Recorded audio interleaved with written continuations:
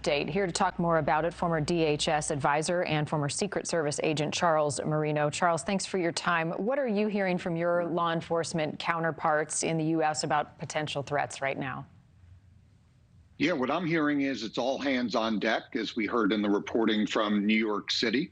Local and state authorities and federal officials and the FBI are taking this situation and this threat from the ex-leader of Hamas very seriously, and they are arranging their resources appropriately. Look, we have to understand that there is a specific and credible threat here to hit the streets within the United States, to express outrage and to strive to this notable cause based on the definition of jihad and how that's open to interpretation by anyone who wants to grab it. And that may include those terrorists that have been allowed into the United States already, or anybody else that we may not know of that's been radicalized by Hamas and Hezbollah and Iran in general.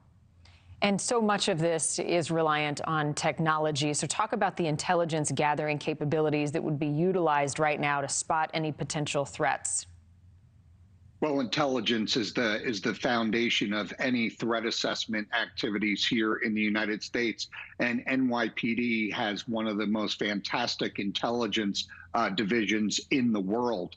So what I can tell you right now is they are listening to the chatter that's out there. They are paying attention to social media, and they are deploying based on that information. But NYPD and other large cities also enjoy a vast network of technology through camera systems.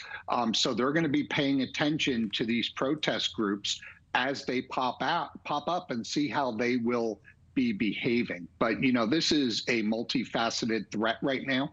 Not only are we looking at the potential for hate crimes against Jewish communities, but the terrorism risk in general. And I would argue, Marni, as we close out here, that the threat level for the country is beyond just being heightened. I believe the Department of Homeland Security should be issuing an elevated bulletin through the National Terrorism Advisory System, informing Americans why the threat level is so high and what they need to do to keep themselves and their families safe. Because law enforcement organizations are already acting in that manner. Well, we'll see if they follow your lead and do that in the hours ahead. Synagogues, schools, obvious potential targets. Where else might be a target that you'd be watching? Yeah, absolutely. Look, if anybody in the country is thinking about venturing out today, have a plan.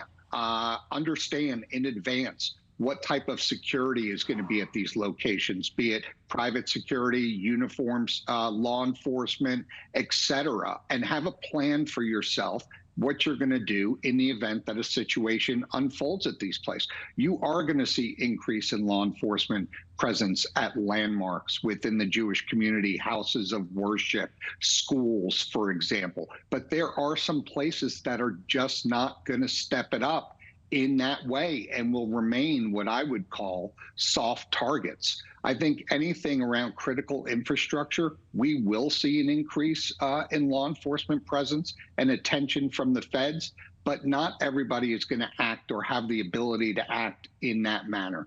So if you're thinking about going to an open environment, a large group gathering, pay attention to what type of security resources are going to be there in advance prior to going.